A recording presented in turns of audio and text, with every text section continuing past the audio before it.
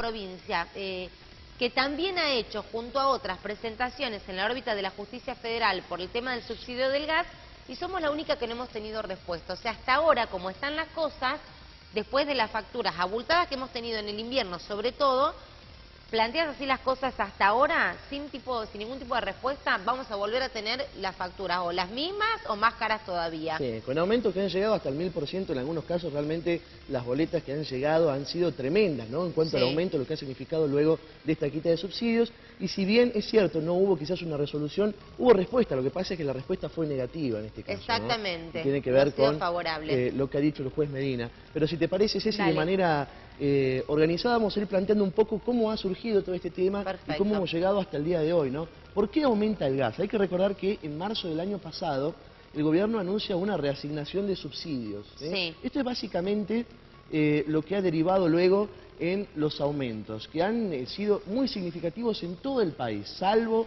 por ejemplo, el caso de la Patagonia, que en este caso el gobierno fija como una zona gas dependiente. ¿Por qué? Porque se entiende que hace frío y demás y se utiliza más el gas, ¿no?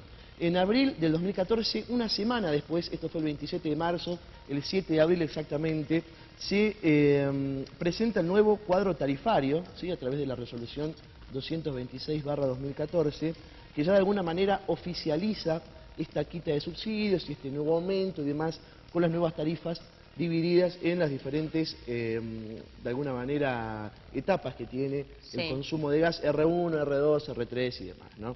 Esto es lo que de alguna manera se hace a través de 4 rangos de consumo. Se fija también a través de esta resolución una suerte de parámetros a través de los cuales se puede de alguna manera esquivar el aumento, como por ejemplo la comparación interanual entre el consumo en un determinado mes del año y el mismo mes del año pasado, y de ahí se dice que aquellas personas que logren reducir en cierta manera el 20% del consumo podrían de alguna forma tratar de esquivar este aumento.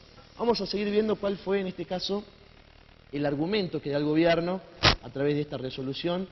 Dice: procurar un consumo racional del gas incentivando el ahorro para generar un uso responsable y eficiente de los recursos. Esta es de alguna manera el argumento, ¿no?, de esta resolución, que buscaba en cierta forma tratar de reducir un poco el consumo del gas. Vamos a ver qué es lo que sigue pasando. ¿Quiénes pagan entonces este aumento? En principio está planteado para todos los hogares y todos los comercios que utilicen gas, ¿sí?, a nivel domiciliario, y están exceptuados de este aumento las industrias, el tema de los beneficiarios de asignaciones universales por hijo. Para esto se presentó un formulario a través de internet, las personas lo bajaban y demás. Y que eso merece un apartado, ¿no? Ya lo vamos a hablar también, porque estaba la posibilidad de que la gente pueda exceptuarse de esto. Hay mucha gente que completó el formulario y que igual no quedó exceptuada.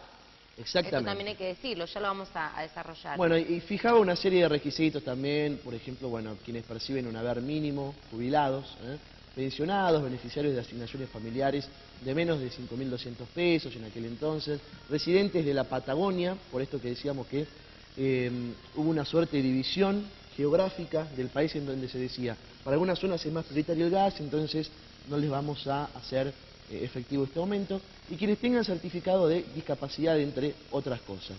¿Qué más? Vamos a seguir viendo el tema que vos decías recién, si comienzan los amparos inmediatamente luego de lo que fue este aumento, luego de que se conocieron algunas boletas y demás que fueron llegando, y se dio lugar a algunos, como por ejemplo el caso de Mendoza, que fue el primero, el más paradigmático, Mar del Plata, hubo algunos partidos también de Buenos Aires, como el caso de Necochea, Balcarce y otros. Después Santa Fe también se sumó, Córdoba, San Luis, Santiago del Estero, San Juan, y hubo amparos en diferentes zonas del país, Jujuy, y bueno, y el caso de Salta también, que lo vamos a conocer ahora. ¿Qué es lo que ha pasado entonces en Salta?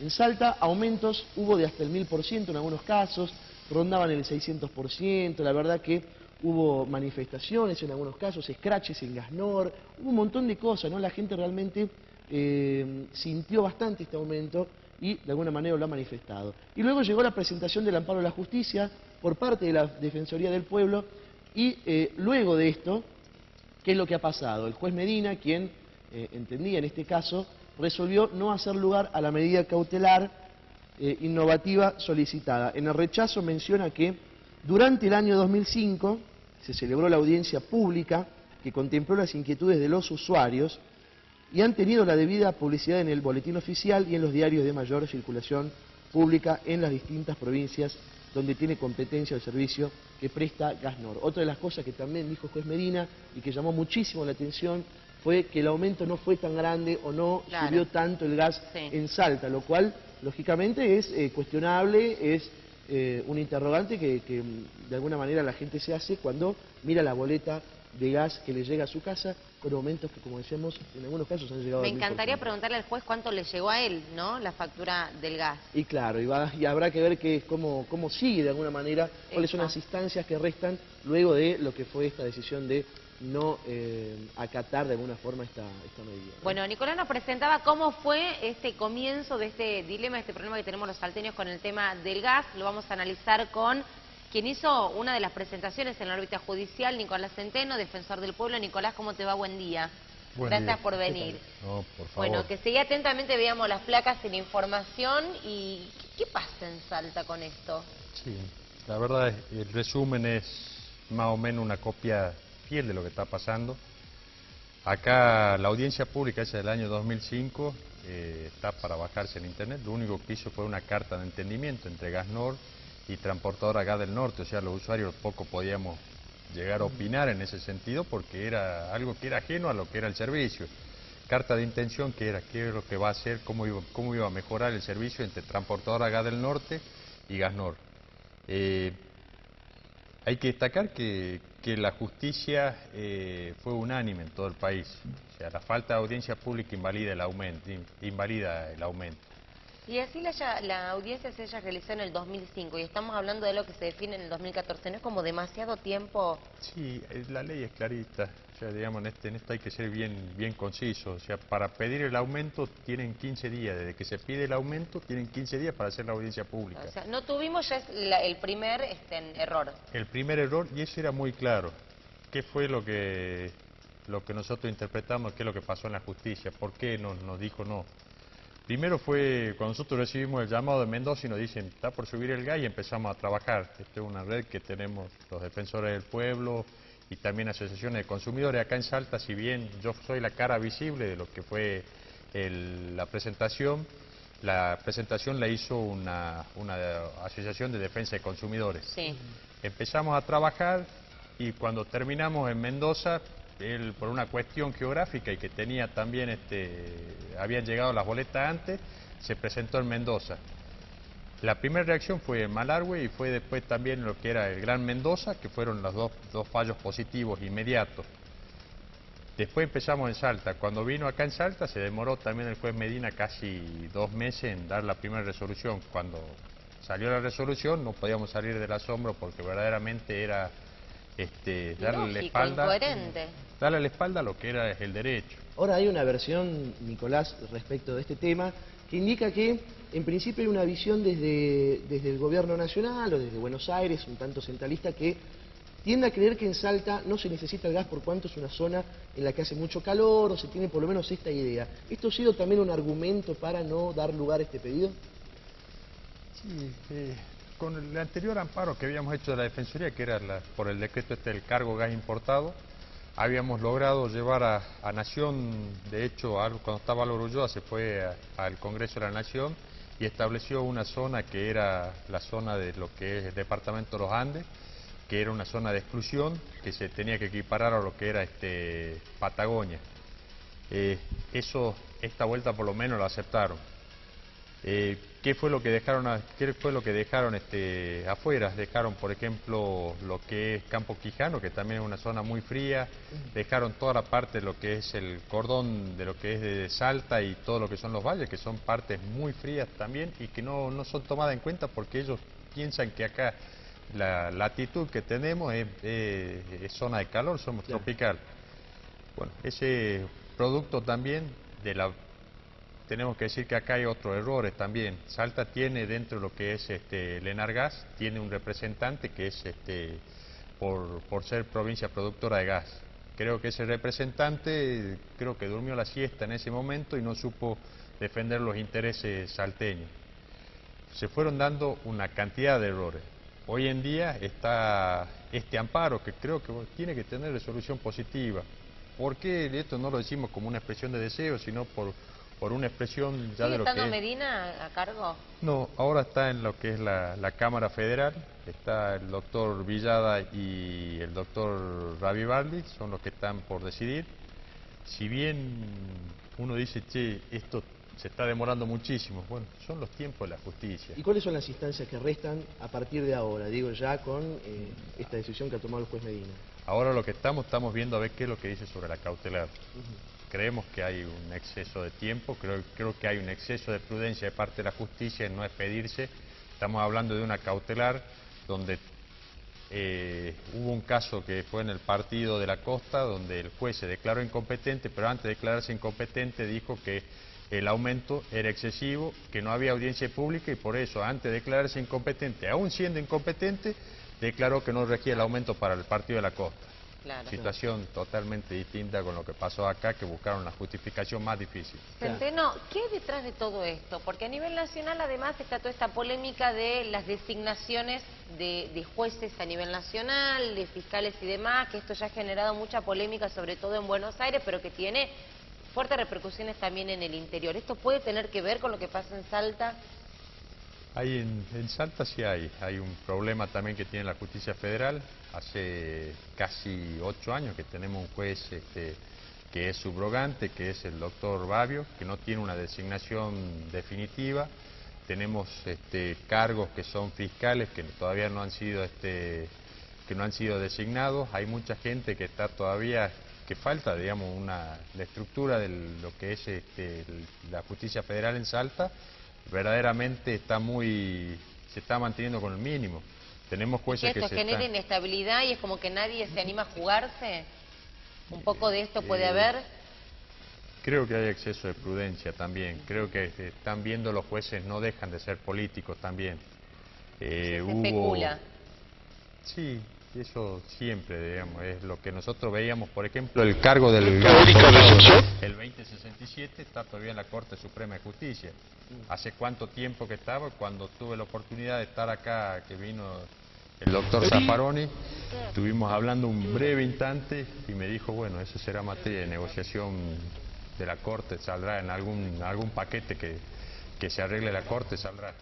O sea, eso, por lo pronto, está generando una deuda que cada vez es menor porque, lamentablemente, con la inflación que hay, los 100 pesos de hoy no son los mismos que los de mañana. Ni hablar, Y hablando precisamente de eso, hubo algunas denuncias o algunos casos que se han hecho públicos de gente que se ha volcado a cocinar con leña en algunos casos, ¿no? De la garrafa por ahí que conseguía o del gas que utilizaba. O de la nafe. Claro, comenzó a utilizar leña. Digo, estamos hablando de un claro retroceso, en el caso de ser así, en base a la charla, por ahí al encuentro, el contacto que puede tener con los consumidores. ¿Cómo lo ha visto esto? Mire, hay dos cosas que nos llaman muchísimo la atención. Cuando nosotros sacamos la medida del 2067, que era el gas importado, el gobierno nacional impuso una leyenda que dice este consumo equivale a tantas garrafas, lo que significa un consumo de tantos pesos. Era verdaderamente, uno veía como que la persona que pagaba la garrafa en ese momento social de 16 pesos tenía una injusticia porque nosotros que teníamos gas domiciliario pagábamos muchísimo menos. Hoy en día tenemos casos de suma de 1.000, 1.500, 2.500 y dice el consumo esto equivale a tantas garrafas, lo que era el consumo es que no llegaba al 10% en gas. O sea, lo que pasa es que esta resolución que uno hablan de reasignación de subsidios no fue tan eso, fue simplemente una suba de tarifas. Los subsidios quedaron igual. Bueno, y en este contexto se dio también la venta de la empresa. Se dio también una venta de la empresa a los pocos días de presentar el amparo con una cifra muy millonaria, digamos que eran casi 2.000 millones de pesos. Se la compró un grupo español. También son cuestiones que hacen a lo que es la vida de la empresa, que haya una demanda o no haya una demanda, que tenga una tarifa que esté establecida